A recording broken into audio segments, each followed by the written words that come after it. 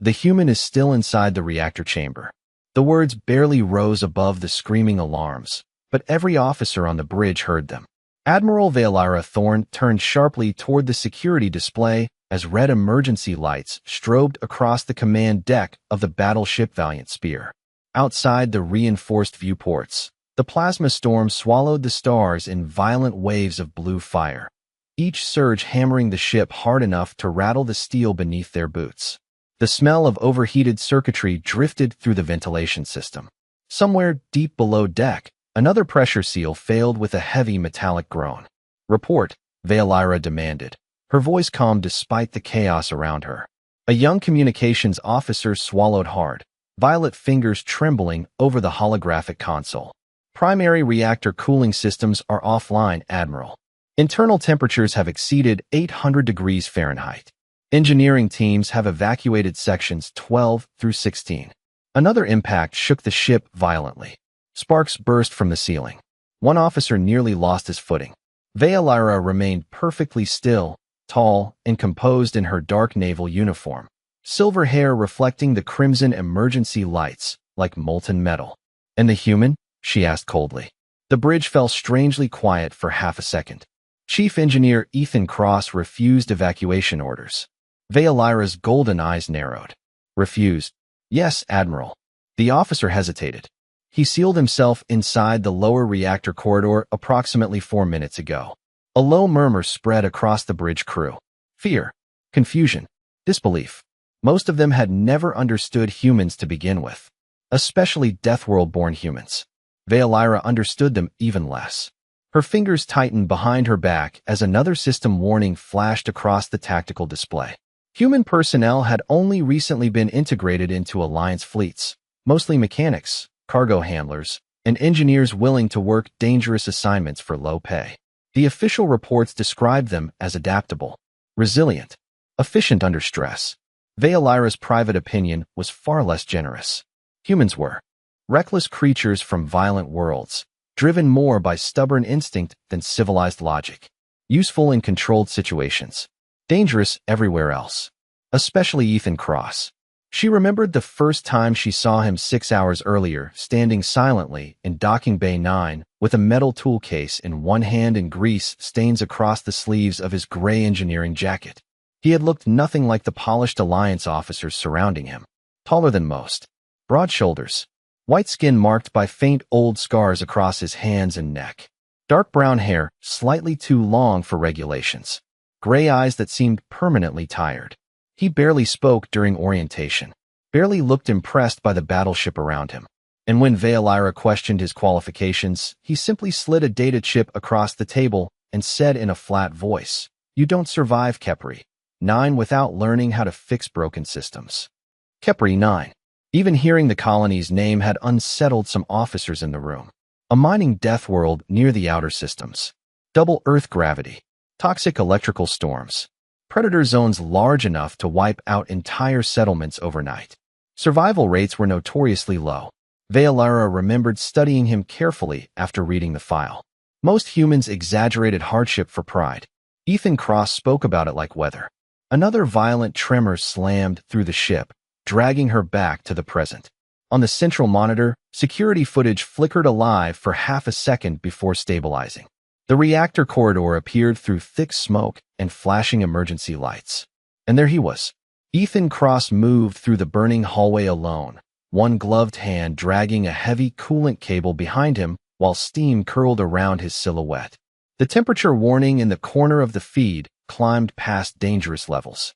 Any normal crew member would have collapsed by now. Ethan kept walking. Slow, steady, deliberate, as if the reactor itself wasn't trying to kill him. One officer whispered under his breath, almost horrified, "What kind of human walks toward a meltdown?"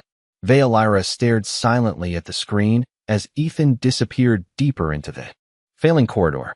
Then the video feed cut to black. The bridge lights flickered once before emergency power stabilized, bathing the command deck in a dull crimson glow that made every face look exhausted. Admiral Valera Thorne stood motionless near the central tactical table while dozens of officers scrambled around her, their voices overlapping with warning sirens and system alerts. Outside the massive forward viewport, the plasma storm twisted across space like a living ocean of blue fire. Every few seconds, another electrical surge crashed against the hull hard enough to make the entire battleship shudder. Structural integrity has dropped to 63%, one officer announced sharply. Shield generators are failing across the port side. Divert reserve power away from secondary systems, Veilira ordered immediately. Keep navigation and life support operational. Yes, Admiral. Another officer looked up nervously from his station. We are also receiving distress reports from engineering sectors 14 and 15. Several crew members remain trapped behind sealed bulkheads. Veilira barely reacted. Every commander in the Alliance understood the brutal arithmetic of survival during deep space disasters. You save the ship first, then whoever was left alive afterward. Emotion complicated efficiency. Efficiency kept fleets alive. That was what she had been taught since childhood inside the cold military academies of the Thesari core worlds. But the image of Ethan Cross walking alone into the reactor corridor refused to leave her mind. She glanced again toward the dead security feed. Has anyone re-established communication with Chief Engineer Cross? Silence answered first. Then a communications technician slowly shook her head. No, Admiral. Internal comms near the reactor are almost completely burned out. Veilira frowned slightly. Most officers would have obeyed evacuation orders without hesitation. Even experienced engineers understood when a reactor breach crossed the line from dangerous to impossible. But the human had not even argued. He had simply looked at the evacuation team and said, "Get everyone clear of Section 16. Calm. Flat. Like a man discussing weather patterns instead of a possible reactor collapse." A nearby lieutenant muttered quietly under his breath. Humans are insane. Another officer gave a nervous laugh. Not humans. Just Deathworld-born humans. Veilira heard both comments clearly. She did not correct them, because part of her agreed. Earlier that day, during the initial inspection tour, she had watched Ethan kneel beside an overheating coolant manifold while 3 Alliance technicians debated safety protocols from a distance. The metal pipe had been hot enough to warp standard tools. Ethan wrapped one thick cloth around his hand, opened the panel himself, and fixed the pressure lock in under 2 minutes. No complaints. No dramatics. Afterward, one of the younger officers had asked him if conditions on Kepri 9 were really as terrible as the reports claimed. Ethan had shrugged while wiping grease from his hands. Depends what season it is. The officer thought he was joking. Veilira later checked the colony records personally. He was not joking. Kepri 9 experienced electrical sandstorms powerful enough to disable aircraft mid-flight. Temperatures regularly climbed above 120 degrees Fahrenheit during summer cycles. Gravity pressure alone caused permanent skeletal damage in off-world visitors after only a few weeks. Yet humans had built mining colonies there anyway. Entire families. Children. Schools. Farms beneath reinforced steel domes. The concept still disturbed her. Admiral. The tactical officer's voice snapped her back to the present. Reactor temperatures continue rising. Veilira stepped closer to the display. The numbers scrolling across the screen made several officers visibly tense. How long until critical overload? Approximately 11 minutes. A heavy silence settled across the bridge. 11 minutes was not enough time for full evacuation. Not for a battleship this size. Veilira stared at the glowing reactor schematic while distant vibrations rolled through the deck beneath her boots like thunder. Then another signal suddenly flashed across the communications board. Weak. Fragmented. The technician's eyes widened. Admiral, I think we have audio from engineering. Static crackled through the bridge speakers. Metal groaned somewhere in the background. Then Ethan's voice finally came through the noise. Calm as ever. If anybody plans on panicking, he said evenly, breathing slightly heavier now, do it quietly. I am trying to work. For a moment, nobody on the bridge spoke. The static-filled transmission lingered through the speakers while sparks crackled faintly somewhere around Ethan Cross in the depths of the ship. Then another violent tremor rolled through the battleship hard enough to tilt several holographic displays sideways before stabilization systems corrected them again. Admiral Veilira Thorne kept her eyes fixed on the communications console. Chief Engineer, she said sharply, report your status immediately. Static hissed back at her before Ethan answered. Still breathing. His voice remained steady, though louder mechanical sounds echoed behind him now. Metal impacts. Steam release valves. The unmistakable roar of an overworked reactor core. The manual coolant relays fused together. I am rerouting them by hand. An officer near the navigation station looked horrified. By hand. Ethan ignored him. If I cannot vent the thermal pressure in the next few minutes, the reactor is going to overload the entire lower deck. Veolyra crossed her arms behind her back. Return to safety immediately. We will handle containment procedures from here. A short silence followed. Then Ethan gave a dry answer. With respect, Admiral, your containment procedures are the reason the reactor almost exploded. Several officers stiffened instantly at the bluntness of the statement. Veolyra's golden eyes narrowed slightly, though she noticed something unexpected spreading across the bridge crew. Not anger. Curiosity. Because despite the disaster unfolding around them, the human did not sound afraid. Another alarm suddenly blared overhead. Warning, the ship computer announced in a cold synthetic voice. Core temperatures exceeding maximum operational limits. Red symbols flashed across every tactical screen. Somewhere below deck, power failed entirely for half a second before emergency systems restored lighting again. In that brief darkness, the bridge crew looked almost frozen. Ethan's voice returned through the comms, quieter this time. I need access to auxiliary pressure controls from the command deck. Veolyra stepped forward immediately. Explain. Your automatic systems locked the secondary vents when the storm interference corrupted the navigation grid. Whoever designed this ship trusted the computer too much. One nervous lieutenant muttered under his breath. Typical human arrogance. Ethan apparently heard him through the open channel. No, he replied calmly. Typical human survival instinct. Veolyra stared silently at the tactical readouts for a long second before turning toward her operations crew. Unlock auxiliary pressure controls. The lieutenant hesitated. Admiral, protocol states only senior tactical officers may authorize manual reactor bypasses during combat conditions. Veolyra's expression hardened instantly. Then consider this your authorization. The controls unlocked with a sharp electronic chime. Deep below the bridge, heavy mechanical systems groaned awake inside the engineering decks. Ethan exhaled softly over the comms. That helps. Can you stabilize the reactor? Veolyra asked. A loud metallic crash echoed through the transmission first. Then Ethan answered. Maybe. Not confidence. Not fear either. Just honesty. The bridge crew exchanged uneasy looks while another wave from the plasma storm slammed against the hull, lighting the forward viewport in violent blue flashes. Veolyra watched the storm carefully. The sheer scale of it still amazed her. Electrical currents thousands of miles wide twisted through vacuum space, like living veins of light. No sane captain would willingly fly into conditions like this. Yet Ethan Cross had entered an overheating reactor corridor alone without hesitation. She finally asked the question that had been sitting in the back of her mind for hours. Chief Engineer, what exactly was Kepri 9 like?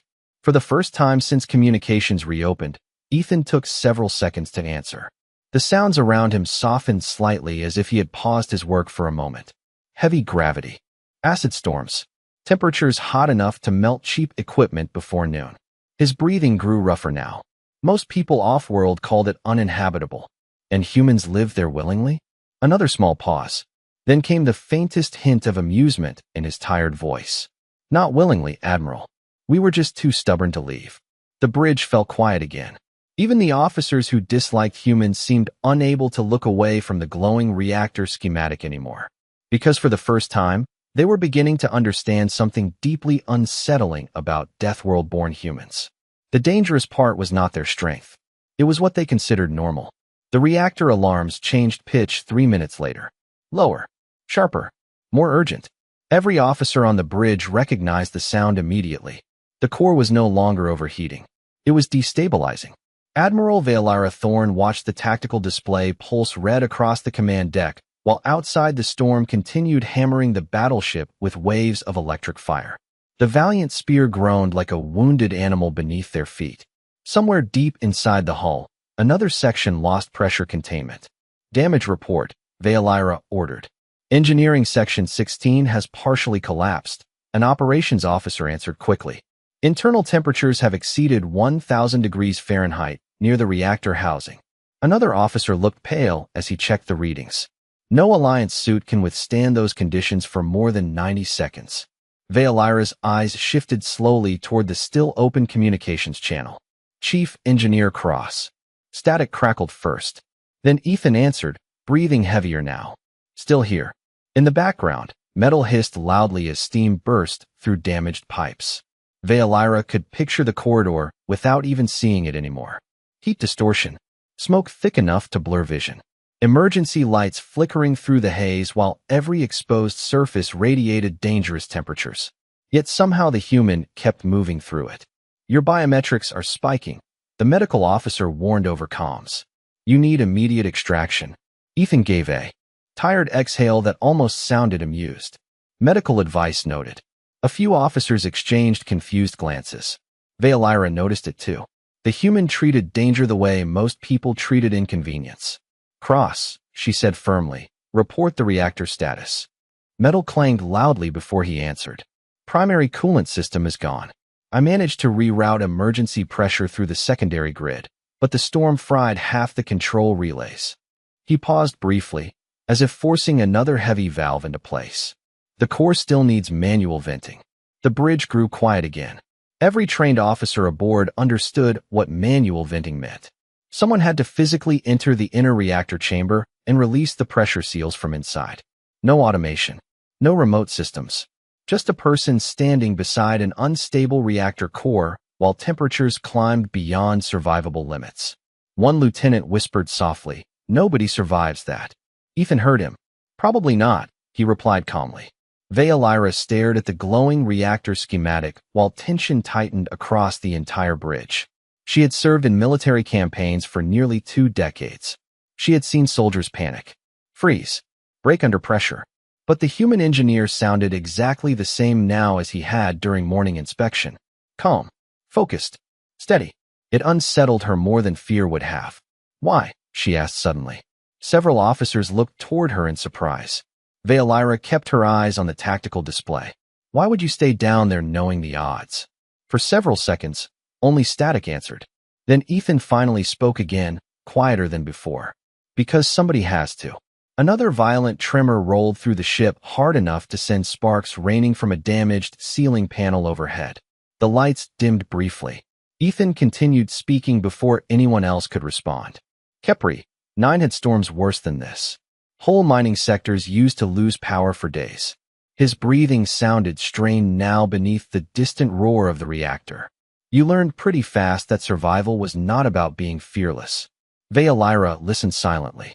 "What was it about?" she asked. Ethan paused again, making sure. Nobody got left behind. The words settled heavily across the bridge. No speeches, no dramatics. Just a simple truth spoken by a tired man standing inside a dying reactor corridor. Veilira suddenly remembered something from his personnel file. Colony incident report. 12 years earlier. Electrical superstorm collapse. Civilian casualties exceeded 4,000. Survivor count, 1. Ethan Cross. Her chest tightened slightly before she pushed the feeling aside immediately. Emotion clouded judgment. That was what she had always believed.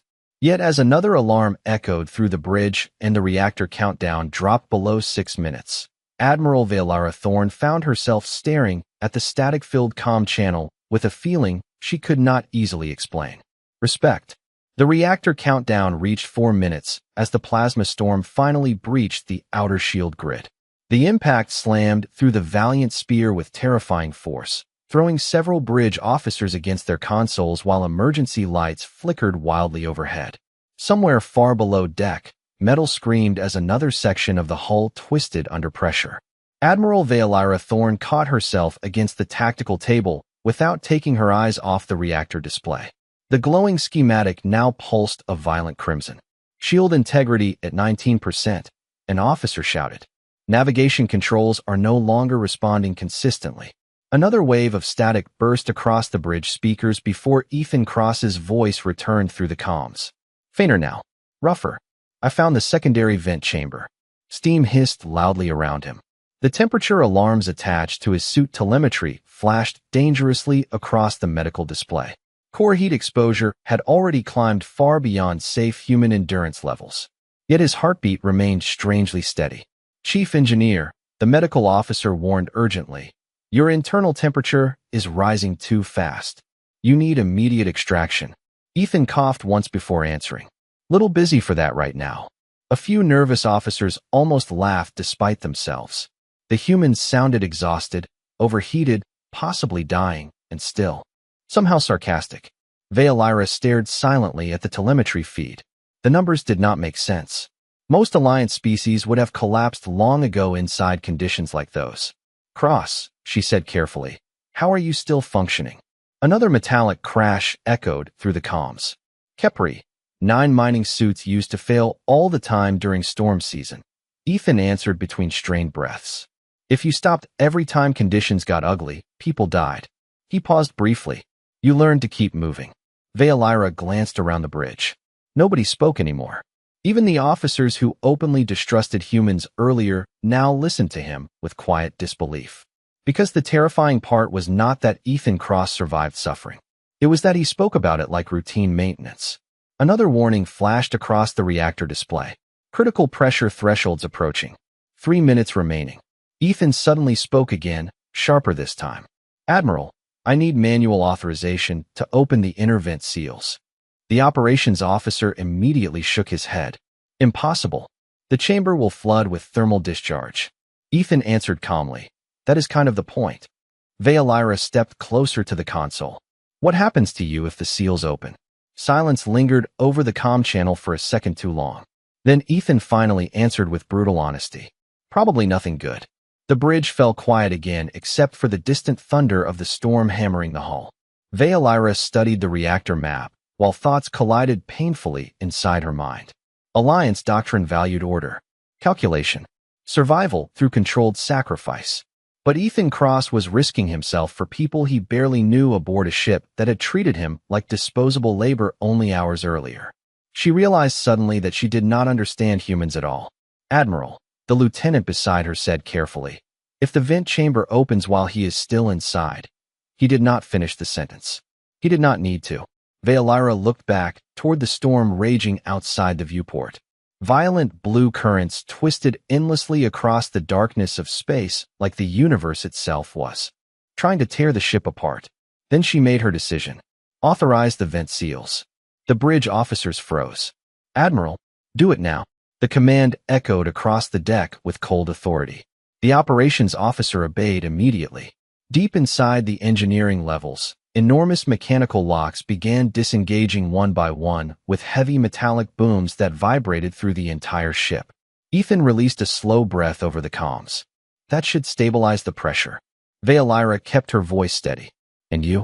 For the first time since this disaster began, Ethan sounded tired enough to reveal the truth beneath the comm. "I am about to find out." Then the comm channel erupted in static as the inner reactor chamber doors slowly opened. The entire battleship shook as the reactor chamber vents finally opened. A deafening roar thundered through the lower decks, while superheated pressure blasted into the emergency exhaust tunnels beneath the ship. On the bridge, several holographic displays flickered violently before stabilizing again. Then, slowly, the reactor temperature readings began to drop. One officer stared at the numbers in disbelief. "Core pressure is decreasing." Another looked up sharply from navigation controls. "Power fluctuations are stabilizing across all primary systems." A quiet wave of relief moved through the command deck, but Admiral Veolyra Thorne did not relax. Her eyes remained fixed on the communications console. "Chief Engineer Cross, report." Static hissed through the speakers. No answer. Veolyra's chest tightened slightly. "Cross." More static followed. Then finally a weak sound came through the comms. Heavy breathing. Slow footsteps scraping across metal. Ethan's voice returned several seconds later, rough and exhausted now. "Reactor is stable." The bridge crew released collective breaths they did not realize they had been holding. But Ethan kept speaking before anyone could respond. "There is one problem." Veolyra stepped closer immediately. "Explain." A metallic groan echoed somewhere behind him. "The vent controls overloaded when the pressure released. Inner chamber doors are jammed shut." Silence spread across the bridge again.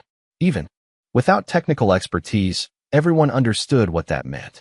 Ethan was trapped inside the reactor section. How long until environmental conditions become fatal? Veolyra asked quietly. The medical officer checked the telemetry feed with visible concern. At current exposure levels, maybe 15 minutes. One young officer lowered his eyes. Another whispered softly, "Stars help him." But Ethan surprised them again. Instead of panic, his voice carried the same tired calm as before. 15 is generous. Veolyra stared at the reactor map. Rescue teams could not reach him in time through the collapsed engineering corridors. The storm still battered the outer hull hard enough to prevent shuttle deployment. Logic presented only one conclusion. The human engineer had saved the ship at the cost of his own life. Yet Ethan himself sounded strangely unconcerned about it. "Cross," Veolyra said carefully. "Why did you not mention the possibility of entrapment?" A quiet cough echoed through the comms first. Then Ethan answered, "Because you would have tried to stop me." "Of course I would have." Another pause followed. "Then the reactor would have failed." The simplicity of the answer struck harder than any speech could have. Veolyra suddenly realized something deeply uncomfortable. Ethan Cross had never expected anyone to come save him afterward. He made the decision the moment he entered engineering. Accept the risk. Save the ship. That was all. No negotiation. No self-pity. Just responsibility. Another low tremor rolled through the valiant spear as the plasma storm finally began weakening outside. Through the viewport, the violent electrical currents slowly drifted farther away into deep space. The stars started reappearing one by one beyond the fading blue fire, calm returning after chaos. Yet inside the reactor chamber, one exhausted human remained trapped alone beside a burning core. "Chief Engineer," Veolyra said suddenly, her voice sharper now, "maintain your position. I am assembling an extraction team." Several officers immediately looked toward her in shock. "Admiral," the operations lieutenant protested, "Section 16 remains structurally unstable. Sending personnel inside would violate every Alliance safety protocol." Veolyra turned slowly toward him. "And leaving him there does not." The lieutenant fell silent. For a long second, nobody on the bridge moved. Then Ethan's tired voice returned through the static. Softer this time. "Admiral, do not risk your crew for me." Veolyra looked back toward the storm-scarred stars outside the viewport. Earlier that day, she would have agreed without hesitation. Sacrifice one to save many. Logical, efficient, necessary. But now the thought of abandoning Ethan Cross inside that reactor chamber felt wrong in a way she could not explain. Her golden eyes hardened with decision. "You once said survival means making sure nobody gets left behind," she said quietly. "I believe this is the part where humans become a bad influence." The lower engineering decks smelled like burnt metal and overheated coolant as Admiral Veolyra Thorne stepped through the emergency bulkhead in a reinforced hazard suit. Dim red lights pulsed weakly along the corridor walls while steam drifted through the air in slow gray clouds. Around her, members of the rescue team moved carefully across warped steel flooring, their helmet lamps cutting through the haze in narrow beams. The ship still groaned occasionally beneath their boots, but the worst of the plasma storm had finally passed outside. Radiation levels remain unstable. One technician warned through the suit comms. "You should not be down here personally, Admiral." Veolyra ignored him and kept walking. The corridor ahead looked barely recognizable anymore. Sections of the ceiling had partially collapsed. Coolant pipes hissed violently through cracked seals. Emergency sprinklers dripped across blackened walls in uneven rhythms that echoed through the silent engineering deck. Somewhere deeper ahead, the reactor core still emitted a low mechanical hum like the heartbeat of some enormous machine struggling to stay alive. "Chief Engineer Cross," Veolyra called over the open channel. Static answered first. Then Ethan's weak voice finally returned. "You really should not be here." Relief moved quietly through the rescue crew. At least he was still conscious. "Your opinion has been officially noted," Veolyra replied calmly. A faint laugh crackled through the comms before turning into a rough cough. "You sound different, Admiral." She slowed slightly at the comment. "Different how?" "Less likely to leave somebody behind." For a moment, Veolyra did not answer. Because the truth unsettled her more than the collapsing reactor ever had. Earlier that day, She would have considered sacrificing one engineer to save an entire battleship not only acceptable, but necessary. Logical, clean, efficient. Yet walking through this ruined corridor now, risking herself for one exhausted human mechanic, somehow felt equally necessary. Ahead of them, a heavy blast door finally came into view through the smoke. The massive steel barrier leading into the inner vent chamber remained sealed shut, its outer control panel blackened from heat damage. One rescue technician checked the readings quickly.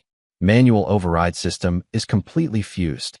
Another officer looked toward Veolyra nervously. Admiral, if we force this door open too quickly, residual thermal pressure could destabilize the chamber again. Before Veolyra could answer, Ethan's tired voice interrupted softly through the speakers. Do not blow the door. The rescue team froze. Cross. Veolyra asked immediately. The chamber supports are damaged, Ethan explained slowly between breaths.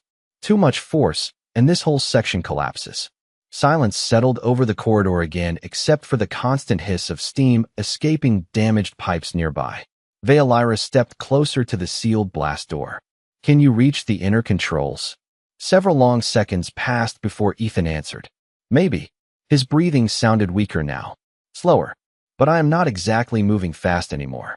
Veolyra closed her eyes briefly behind the visor. She could picture him alone inside the reactor chamber, exhausted beyond human limits after hours beside a failing core. Most officers she had commanded would have broken long ago under those conditions. Ethan Cross simply kept working. Cross, she said quietly. Why did you become an engineer? A faint metallic scraping echoed through the comms as if he was forcing himself upright against the wall. Because on Kepri 9, he answered softly. The people who fixed things were the reason everybody else survived. The words lingered heavily in the corridor. No grand philosophy. No dramatic speech. Just another simple truth from a man who had spent his entire life surviving impossible places. Then suddenly a weak electronic chime echoed through the blast door controls. One of the inner locks disengaged. The rescue team immediately looked up. Another lock released seconds later with a loud metallic clunk. Ethan's breathing grew rougher over the comms. That should do it. Veolyra stepped toward the slowly opening blast door as thick heat rolled outward into the corridor like a furnace being cracked open. And through the smoke beyond the chamber, she finally saw him sitting alone beside the glowing reactor wall, one burned glove still resting against the manual vent controls while the stars beyond the distant viewport reflected faintly in his exhausted gray eyes. Heat rolled through the reactor chamber in heavy waves as the rescue team rushed forward through the partially opened blast door. The air smelled of scorched metal, coolant vapor, and overheated machinery pushed far beyond normal limits. Emergency lights flickered weakly overhead, casting red reflections across the massive reactor walls surrounding Ethan Cross, where he sat slumped beside the manual vent controls. His gray engineering jacket was blackened with soot. One glove had partially melted across the fingers from prolonged heat exposure. Yet even now, as exhausted as he looked, his eyes calmly tracked the rescue crew entering the chamber. Took you long enough, he muttered weakly. One of the technicians almost laughed from relief. Admiral Veolyra Thorne stepped directly toward him while medical personnel hurried behind her carrying emergency equipment. Up close, the extent of the heat damage became painfully obvious. Ethan's skin looked pale beneath the soot streaks across his face.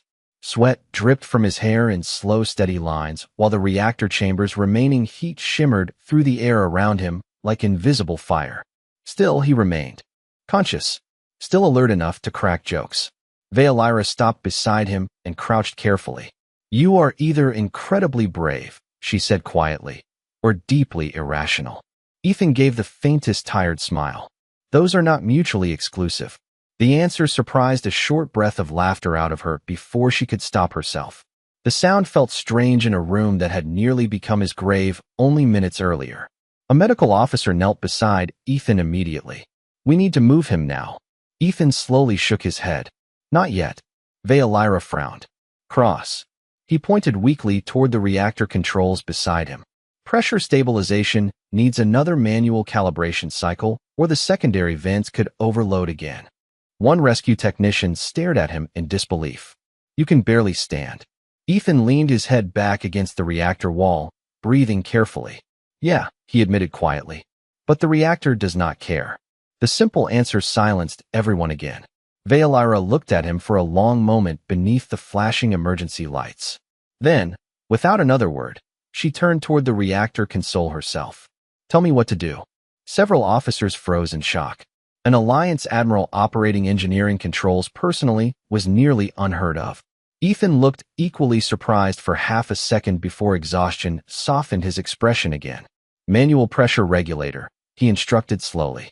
Rotate clockwise until the blue indicator stabilizes. Veolyra followed the instructions exactly while steam hissed around them. The heavy mechanical wheel resisted at first before finally turning beneath her gloved hands with a deep metallic groan. Across the reactor core, warning lights gradually shifted from crimson to amber. System pressure normalized. One technician stared at the readings in amazement. Core stability restored. Silence settled over the chamber except for the low mechanical hum of the now stabilized reactor. The danger had finally passed. Veolyra turned back toward Ethan and found him watching her quietly through exhausted gray eyes. You trusted me with the controls, she said softly. Ethan gave a weak shrug. You learned fast. Something about the answer struck deeper than she expected. Respect. Simple. Honest. Earned. Not because of rank or authority, but because they had survived this together. The medical team finally helped Ethan carefully to his feet. The moment he tried standing fully, his legs nearly gave out beneath him from exhaustion. Veolyra reacted without thinking, catching his arm before he collapsed. For one brief moment, the two simply stood there surrounded by flickering reactor light and drifting steam while the rescue crew pretended not to notice. Ethan looked down slightly at her glowing golden eyes. Careful, Admiral, he murmured weakly. Humans are a bad influence. Veolyra held his arm firmly as they slowly started toward the exit corridor together. Yes, she replied quietly. I am beginning to understand that. Behind them, the stabilized reactor continued humming steadily inside the massive chamber. Alive because one stubborn human engineer refused to let an entire ship die alone. 3 days later, the valiant spear drifted silently through calm space beneath a field of distant stars that looked almost unreal after the violence of the plasma storm. Most of the damaged systems had finally been repaired. Emergency crews moved through the ship with quieter voices now. Slower footsteps. The constant tension that had gripped the battleship since the reactor crisis had faded into something calmer. Something reflective. In the medical wing, soft white lighting replaced the harsh crimson glow of emergency mode for the first time in days. Ethan Cross sat upright near the observation window wearing a plain gray recovery shirt, while diagnostic monitors quietly scanned the lingering effects of heat exposure across his body. His hands remained wrapped in medical bandages, though he already looked restless enough to leave long before the doctors approved it. Outside the window, stars drifted slowly across the darkness. Peaceful. Silent. Ethan stared at them quietly while absent-mindedly turning a small repair tool between his fingers. The habit seemed automatic at this point. The sound of the infirmary door sliding open finally drew his attention. Admiral Veolyra Thorne entered alone. No escort. No officers. No formal ceremony. She wore a dark navy uniform instead of ceremonial command armor, her silver hair loosely tied behind her shoulders. For a moment, neither of them spoke. The silence felt strangely comfortable. Ethan glanced toward her hands. No datapad, he asked quietly. No security reports? Veolyra stepped beside the observation window and folded her hands behind her back. I was informed the patient becomes difficult when left alone with his thoughts too long.